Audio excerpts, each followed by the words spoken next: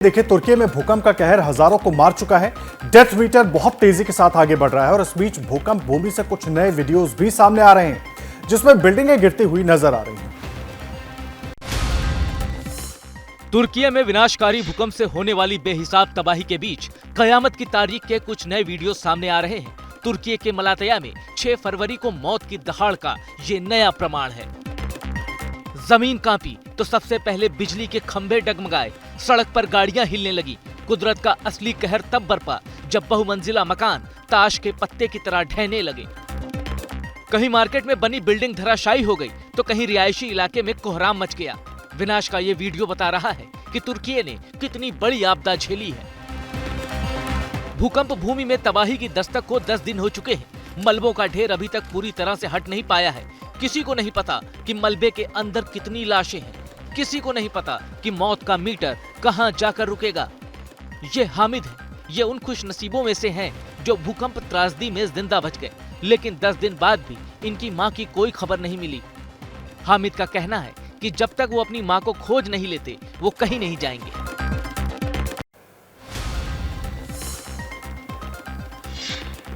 तो 6 फरवरी की आपदा पर एक और बड़ी खबर आपको बताते हैं। तुर्की और सीरिया में भूकंप में मरने वालों की संख्या 41,232 तक पहुंच गई है। तुर्की में भूकंप से मरने वालों की संख्या 35,418 है। दोनों ही देशों में 1,05,500 लोग अब तक घायल हुए हैं। 13,000 लोग अभी अस्पतालों में भर्ती हैं। आशंका है कि मरने वालों का यह आंकड़ा 1 लाख तक पहुंच सकता है। मौत, मातम,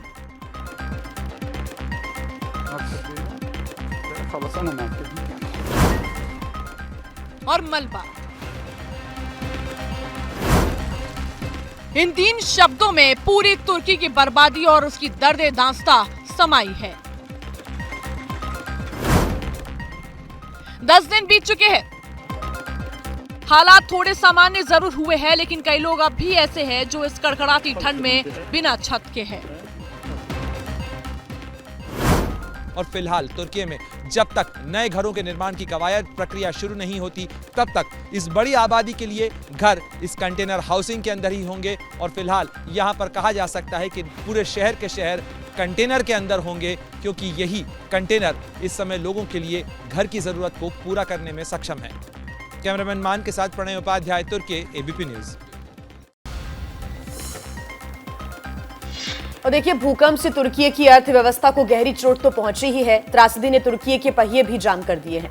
कैसे पूरा शहर थम गया है, एबीपी न्यूज संवाददाता प्रणय उपाध्याय की इस रिपोर्ट में देखिए। भीषण भूकंप ने तुर्की के पहिए कई लिहाज से जाम कर दिए हैं। एक बहुत बड़ा नुकसान यह भी हुआ है कि इस भूकंप में बहुत सारी गाड़ियां तबाह हुई हैं।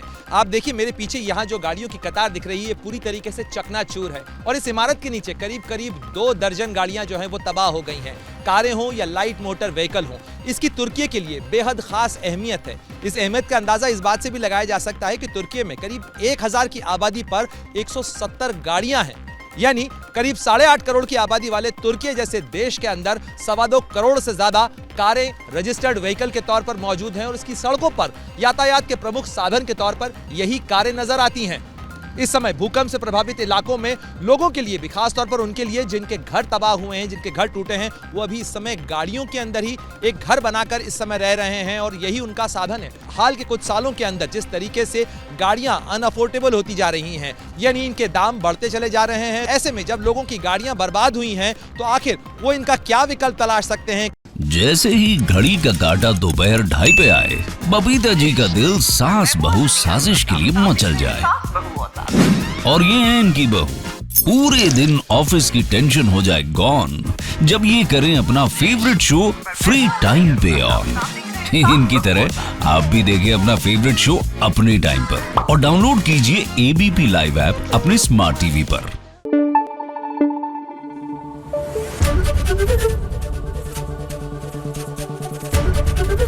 एबीपी न्यूज आपको रखे आगे।